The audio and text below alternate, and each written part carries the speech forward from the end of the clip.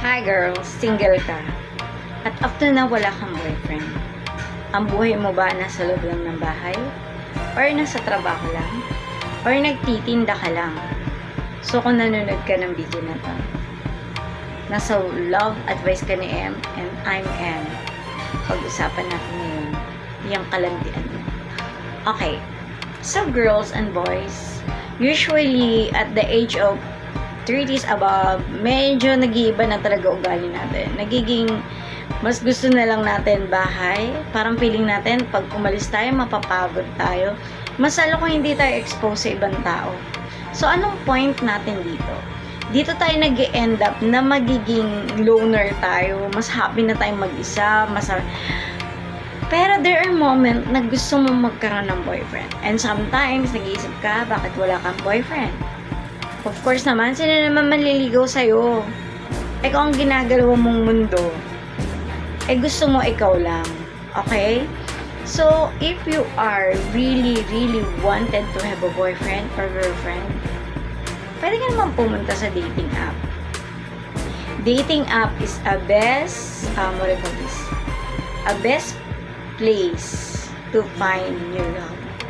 Pero kailangan maging aware ka dito at kailangan, balansin mo kung anong klaseng tao mamimit mo. Pwede ka rin gumimik. Well, sa gimmick, marami diyang boys. At marami kang makikilalang iba't ibang tao. Pero, pwede din sa birthday or sa inuman. Pag inimbitahan ka, huwag kang tumanggi. Gumo ka doon. Kasi nandun yung forever mo for sure. Sa church, pwede din. Always remember, girls, kung ano ang pinupuntahan mo, kung anong klase ang kaharap mo, yun ang ma-encounter mo at baka one day, maging ganun ka rin. So, landi, it's on your risk. Ibig sabihin, lumandi ka. Kung ano man tao yung mamimit mo dyan, it's your choice.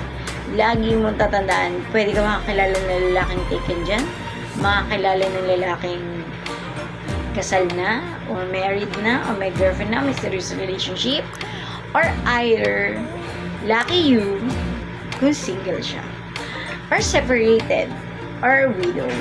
Diba? Happiness. At dito kasi, makaka-encounter ka ng mga taong naghahanap din naman ng real love. Reunion, don't forget reunion. Include mo yon. Andun ng fun, andun ng landi. So, kung willing ka at gusto magka-boyfriend, magka-girlfriend, go for it na guys. Ito na ang tamang chance ang tapusin mo na yung pagiging single mo.